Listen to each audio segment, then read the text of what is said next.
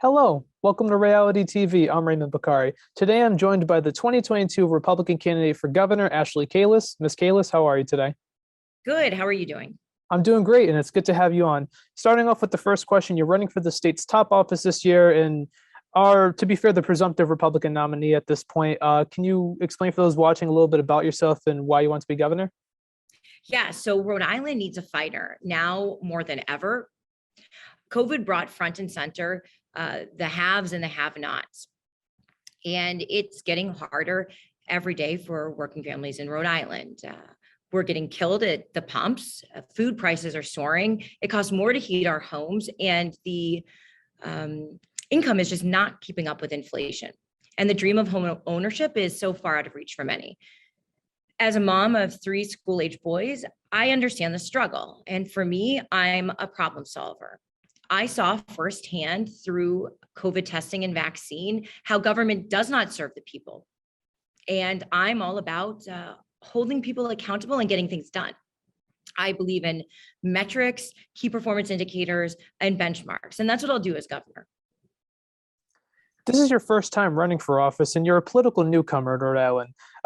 Some of these things have been brought up by some of your opponents already. You voted in the state of Florida in 2020. You also worked for Republican Governor Bruce Rayner in Illinois a few years prior. Some Democrats are already using that as an attack on you in the campaign trail. Should voters be concerned that you don't have as many ties to Rhode Island as they would hope? What people don't realize is that my husband was here for 8 years. He trained at Brown and then opened a practice where he was at Rhode Island Hospital and Hasbro.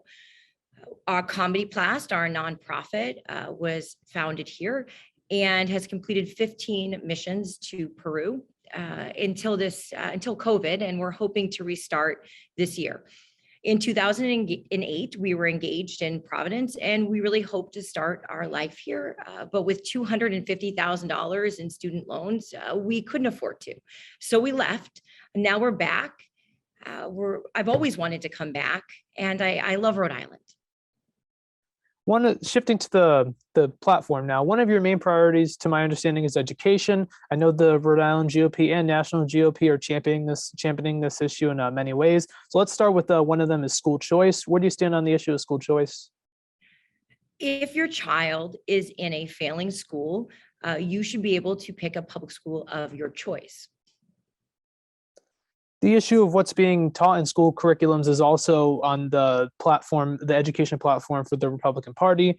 This leads to the debate of critical race theory being taught, if it's being taught in K through 12 schools. The right says that it's being taught and destroying our youth. The left says that it isn't, and we need to look at history critically. Do you believe CRT is being taught in K through 12 schools? And if so, how would you take that on as governor? So I don't think the topics are particularly appropriate for young children. And I really think that given where our schools are, we need to focus on reading, writing, math, and science. That needs to be our focus right now. Some of the Democratic candidates are cozying up to the idea to end the state's voter ID law. That's requiring at least some form of photo identification when you head to the ballot to vote. They claim that it's racist and suppresses voters. If elected governor, would you keep or get rid of the state's voter ID law? I would keep the law. There's nothing wrong with it. You need an ID for almost everything that you do. And I don't think that it's unreasonable to ask that you present one when you vote. And shifting to the economy, the state of our economy is one of the biggest topics right now heading into 2022. The next governor will most likely have to take on the challenge of rebuilding Rhode Island's post-COVID economy. In what ways would you go about rebuilding the state's economy if elected? Yeah, so we're not competitive and we need to build a better business environment. And it all starts with education. Education leads to a better workforce. People will stay and work here, maybe even open a business. We can also attract new businesses here if there's an educated workforce. And if we do these things, seniors and grandparents will be able to retire here because we will make Rhode Island more affordable. We'll make it a more affordable place to live, work, and raise a family. You know, I hear from so many moms on the campaign trail that the kids just don't come back after college. We need to fix that.